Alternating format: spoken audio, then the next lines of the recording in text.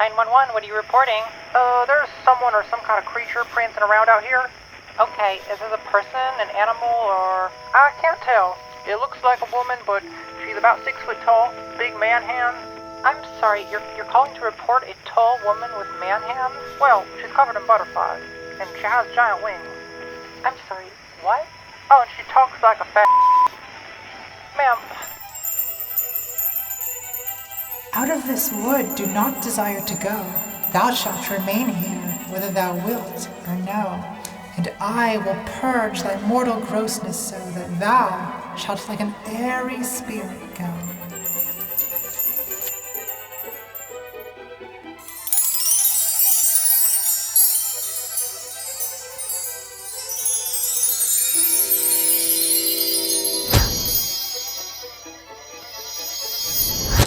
Hail, mortals! I come to thee from my fairy grove to bring thee tidings of great woe. Western culture is being destroyed by cocks and by gender-bending, intoxication, and sodomy. You know, things that have never happened in Europe.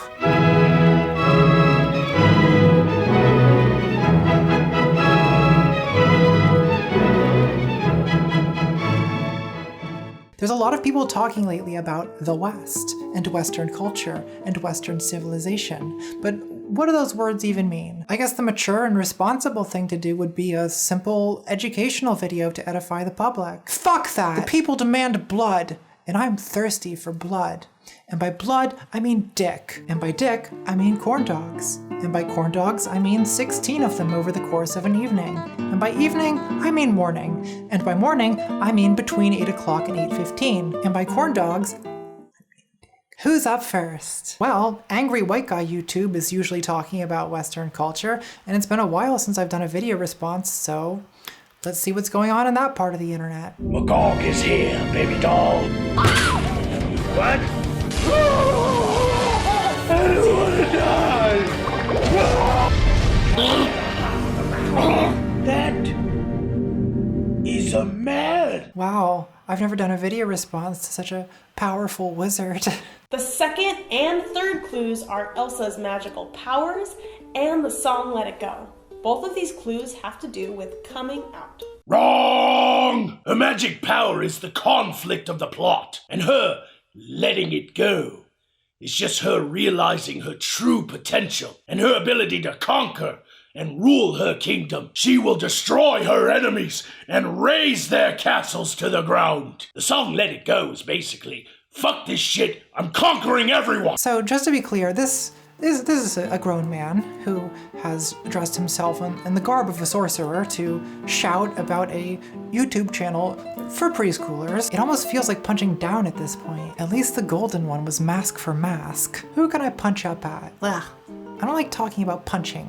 It makes me feel like one of those people who talks about punching turfs. I would never punch a turf. My hands are too feminine, and my fingers are tired. Someone massage them. Who can I claw up at? The fundamental assumptions of Western civilization are valid. How about that? Dad, stop. Ugh, get out of my life. In my video about Jordan Peterson, I talked about how he posits a struggle between the West and postmodern neo-Marxism. I argued that Pomo Nomo is a label that includes a bunch of incompatible ideas, none of which are in any sense non-Western. Unless, of course, you equate the West with white people and Marxism with the Jews, which surely no one involved in this conversation is doing, right? I'm guessing he wasn't a fan of the bath scene. In this video, I want to look a little bit closer at the whole concept of the West and the people who claim to defend it. Wow, Daddy, nice sword. God damn it, we're gonna need to aim even higher. Ladies, gentlemen, and beyond, I give you the President of the United States of America, Big Dick Special Big Boy Donald Trump. Just as Poland could not be broken, I declare today for the world to hear that the West will never, ever be broken.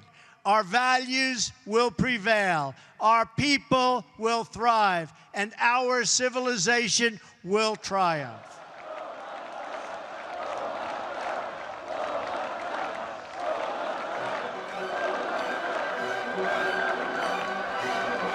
So we've got the most powerful fuckboy on the planet prattling on about the battle for the survival of Western civilization. So I suppose we should probably figure out what that's supposed to mean, which is too bad, because that's going to require a lot of thinking. And I don't feel like thinking, because my brain is tired. Someone massage it.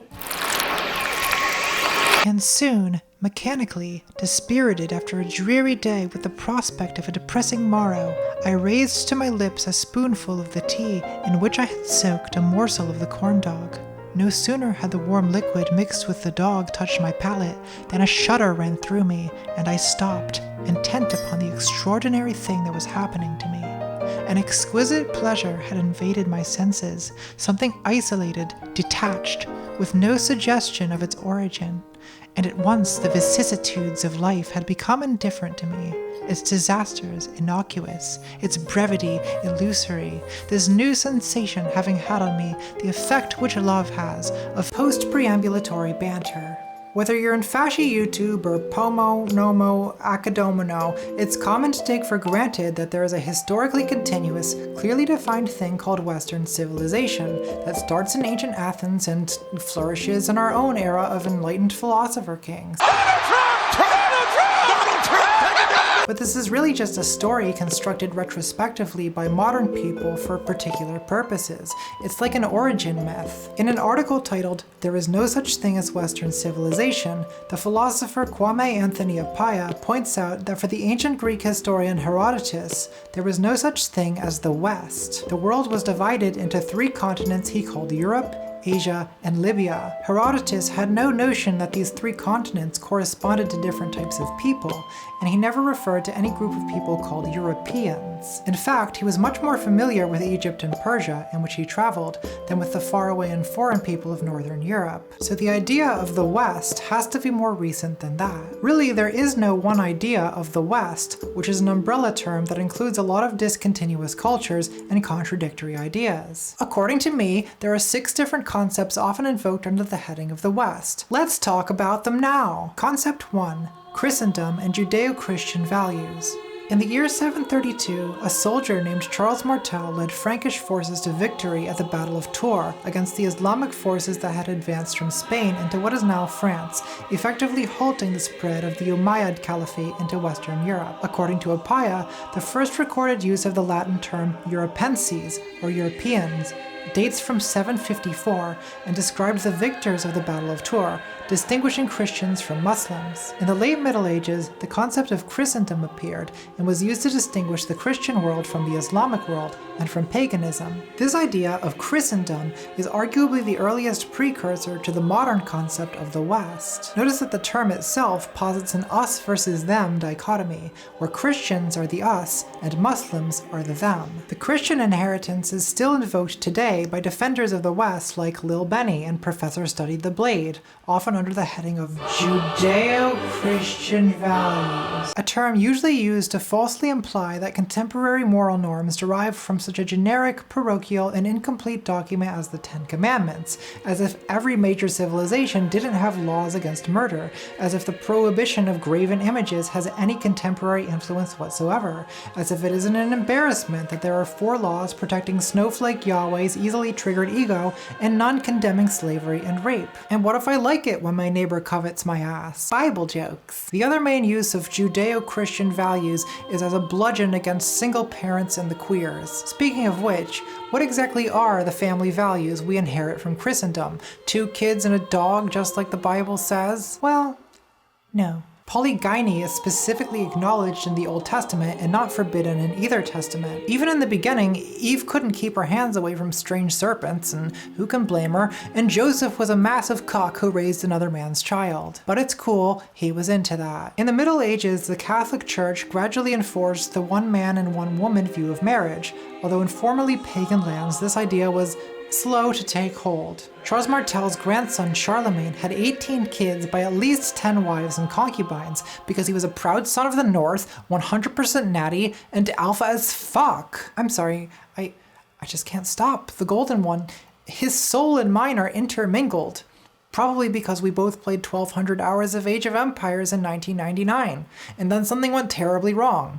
fucking 9/11. It used to be such an innocent decision choosing to play as the Franks or the Saracens, then it became this huge civilizational struggle, and that's why this guy is a fascist and I grew up to be a woman. Thanks a lot, Osama. Being transgender is so weird. Like, you have these childhood memories that are just totally discordant with your adult gender identity. Like, how do you even deal with that? Well, here's how. You bond with straight guys over your shared Age of Empires nostalgia, and then you fuck them. I'm not like other girls.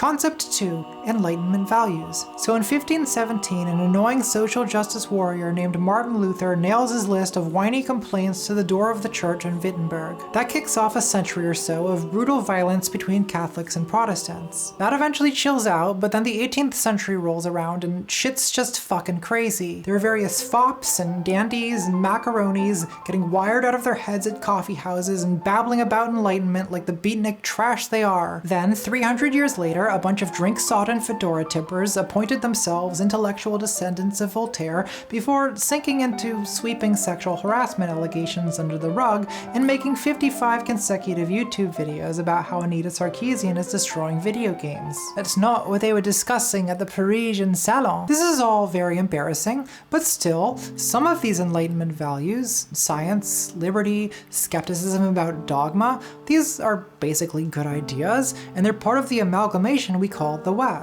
But it's important to keep in mind that these ideas are not Judeo-Christian. In fact, they're specifically opposed to that way of thinking. So the sum of what we now think of as the West actually contains major contradictions, because the history of the West is a history of change and revolution. So when a new movement comes along, like for instance a bunch of buzzkill sad sacks pointing out that actually our society is still pretty terrible to women, people of color, and gender and sexual minorities, it might not be the smartest thing to just dismiss it as some kind of sinister postmodern neo-Marxist cuckoldry. It could be the next Reformation, in a history marked by a series of reformations. If there are any historians watching this, please call it the SJW Reformation. Think about the Protestant Reformation. At the time, that probably seemed like a civilizational threat to the Holy Roman Empire, and it kind of was. But in retrospect, we see the Reformation as just as important a moment in Western culture as the medieval period that preceded it. But today's Counter-Reformation, made up of people like Orangey Smalls and Dr. Clean Your Room, insist on pretending the current Reformation is some kind of alien threat. And as for the Counter-Reformation, well, that's what you pay a trashy tran to do. Concept 3. Western culture. The idea of the West has its roots in the medieval schism between the Western Roman Catholic Church and the Eastern Orthodox Church. But in its contemporary sense, the idea of Western culture didn't really exist until the imperialist era of the late 19th and early 20th centuries, when it was popularized in part by Oswald Spengler's 1918 book, The Decline of the West, an important influence on Nazi ideology. As long as people have been talking about Western culture, they've been worried about its alleged decline and degeneration, as I've discussed in several earlier videos which I encourage you not to watch. But the idea of Western culture was influential well beyond the Third Reich. At the height of European imperialism, the idea of a superior high culture of the West was a convenient excuse to plunder and exploit the mysterious Orient. And even though we've swept the more overtly supremacist rhetoric under the rug, the idea of Western culture is still a foundational concept in our schools and universities, where you have to take courses like History of Western Civilization or Western Literature that you didn't actually do any of the readings for because you were too busy crouching in the bushes outside the dean's office, vomiting up a couple pints of Malibu. The consequence of this Western culture education is that we now all have this sense that we belong to a continuous civilization whose crowning achievements are the Ten Commandments, Jesus fucking Christ, Athenian pederasts, cathedrals, Mozart, human rights, science, and iPhones. But the reality is, this is an essentialist conglomeration of a history that's much more nonlinear than we often think. We in the West claim to be the inheritors of the ancient traditions of Aristotle and Abraham, but the Islamic world is entitled to just the same claim. St. Thomas Aquinas, one of the most powerful Catholic sorcerers, is largely responsible for introducing Aristotle to Christian universities, but he never would have encountered Aristotle in the first place had not ancient Greek philosophy been translated and commentated by a Islamic scholars like Ibn Rushd. So the origins of Western culture aren't really unique to us at all, and the stuff that is unique is just a mess of contradictions. On the one hand, you have Judeo-Christian values, and on the other hand, you have degenerates like William Shakespeare, who wrote plays for men to dress up as fairy queens and make out with each other, which, for the record, is disgusting, and I condemn it, and I'll have no part in it. Because if you didn't know, in Shakespeare times, boys in drag played female parts. I wish I had female parts. Working on it. Concept 4, the free world. From 1941 to 1945, Franklin Roosevelt's vice president was Henry Wallace, an agricultural scientist from Iowa whom Democratic Party officials despised for being what we'd now call a democratic socialist. Wallace later ran for president in 1948 as a third-party candidate on a platform of universal health care, anti-segregation, and opposition to the Cold War. During the campaign, Wallace was widely mocked in the press for his spiritualism, his refusal to disavow the Communist Party's endorsement, and what Time magazine called his assault on the South, that is, his quote, ostentatious ride through cities and towns with his Negro secretary beside him, for which he was pelted with tomatoes and eggs.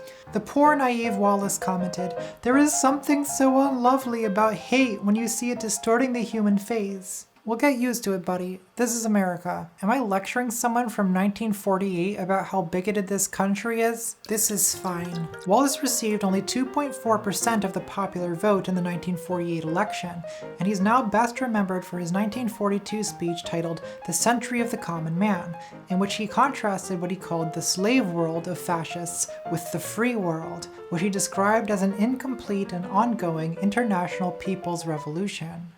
No Nazi counter-revolution will stop it. The common man will smoke the Hitler stooges out into the open in the United States, in Latin America, and in India. He will destroy their influence. No Lavals, no Mussolinis will be tolerated in a free world. Wallace had an especially left-wing take on it, but it was common during World War II, when the phrase the free world first entered common parlance, to include all the countries opposing the Axis powers, including the Dirty Reds. After the war, the phrase the free world remained common in American politics, but the meaning shifted. Instead of referring to the International Alliance Against Fascism, it referred to the capitalist West, as opposed to the communist East. The idea of the free capitalist West is still an important ingredient in this jumbled concept we call Western civilization. So when Lobster Dad says there's a struggle between Marxism and the West, it seems at first like he's just stuck in the 1980s or something. Doesn't he know there's no more Eastern Bloc? Dad, what year do you think it is? Are you at war in your head with the goddamn Ruskies? They're on your side now, remember? The truth is, he's just using the term neo-Marxism to invoke Red Scare sentiment in opposition to the SJW Reformation. But the point I'm trying to make is that the West is a concept, or rather several contradictory concepts, that are always posited in particular political circumstances as one side of an us versus them opposition, whether it's the Christian West versus the infidels, the Enlightenment West versus Islam, the cultured West versus the colonized savages, the capitalist West versus the communist East, or the white European West versus the Jewish cultural Marxist plot to cuck the sons of the North by besmirching the purity of their fair maidens and inundating their countries with a barbarous horde of third world migrants. I guess I have to say something about that. Concept 5, blood and soil. If you ask leading Nazi social media influencer Richard Spencer what he thinks the West is, he'll tell you that it's a cultural, geographic, and genetic inheritance bequeathed to European people by their fair-skinned ancestors. To Spencer, the idea that a person of Asian or African descent could be part of the West is ridiculous, because for Spencer, to be Western is to be white. Now the thing about that is, as an analysis of the common usage of the term the West, it's not even wrong. Consider Latin America, where the main languages spoken are Spanish, Portuguese, and French, where the majority religion is Roman Catholicism. Why is this region generally not regarded as part of the West? Why are immigrants from this region demonized as alien intruders? Well, because its people have too much melanin to join the club. Or to be more accurate, the flexible and historically variant concepts of whiteness and the West have been constructed so as to exclude them. And I've already spent half my YouTube career on delirious gay school screeching about Nazis, so I don't want to do more of that now. But suffice to say, the association between whiteness and the West is always lurking beneath the surface, and when whiteness rears its head proudly, the result is the ugliest crimes our civilization is capable of. As I'm making this video, the machinery of the middle stages of those crimes is up and running yet again, thanks to a refugee crisis in Europe and a racist demagogue in the United States, and once more, both continents are dotted with barbed wire, refugee ghettos, and internment camps full of children torn from parents. Concept 6. The Evil West. The West, in many ways, is an inherently supremacist concept. It's thought to be more civilized, more holy, and more cultured than the non-West. But there are some ridiculous college professors who adopt this story wholesale but flip it on its head. According to them, the West is not uniquely civilized, but uniquely uncivilized, cruel, imperialistic, racist, and genocidal. But this just perpetuates the same essentializing error. Europeans aren't inherently more evil any more than they're inherently more civilized. If capitalist imperialism had burst out of Africa 400 years ago, the result would have been just as brutal. So instead of vilifying the West, I think we should get rid of the concept altogether, adopt a more cosmopolitan understanding of ourselves, and acknowledge that the world is too complicated to reduce to simple us and them binaries. Which is not to say that we have to get rid of Aristotle and classical music and the Cheesecake Factory. We can still keep all that shit while eliminating the propaganda and injustice that surrounds it. Coda. My mind is a predator that preys upon itself. What if traps are gay? What if no one can ever love you? What if happiness is impossible? What if everyone who compliments me is lying so they can laugh at me later when I delusionally feel good about myself? What if when you die you stay conscious and then you just are on the... What if I'm standing in an awkward way and it looks weird? What if Blanchard is right? What are these horrible goddamn noises coming out of my mouth? Sometimes you just need a break from your own brain, and music is really great for that. I've always liked classical music. When I listen to Mozart or Mendelssohn or even an amateur like Satie, my mind is lifted to a higher plateau, and I don't care what civilization the composer came from or whether he was a bigot or a sexist, and I don't want to know, because I need this. I need this feeling that makes me just want to take a big inside of my balls.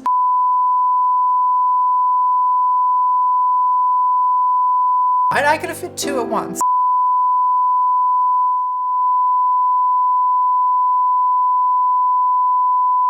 So, okay, fine. He has the head of an ass, but there's certain advantages to that, that's all I'm saying.